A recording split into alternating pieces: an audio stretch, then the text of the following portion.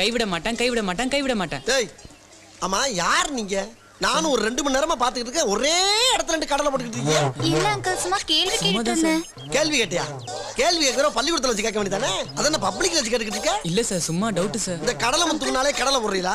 இவன் என்னமோ இன்னும் 10 நாள் இருக்குல நான் பாத்துக்கறேங்கற. நீ என்னமோ ஒண்ணே நம்பி தான்டா இருக்க, கை விட்டுறாதேங்கற. இதுக்கு பேர் தான் கேள்வி பதிலா? அங்கிள் உண்மையாவே கேள்விதான் அங்கிள் கேட்டுட்டு இருந்தேன். நீ என்ன கேள்வி கேட்டிருப்பேன்னு எனக்கு தெரியாது. வாடா நம்ம 2 பேரும் சேர்ந்து ஊரை விட்டு ஓடி போய் கெட்டு நாசமா போய் சீரழிவா. நடந்தது என்ன குற்றம்னு டிவில குடும்பத்தோட உட்கார்ந்து அழுகுறதுக்கு பிளான் பண்ணிக்கிட்டு இருக்கீங்க. யார்கிட்ட பட்ட போறற?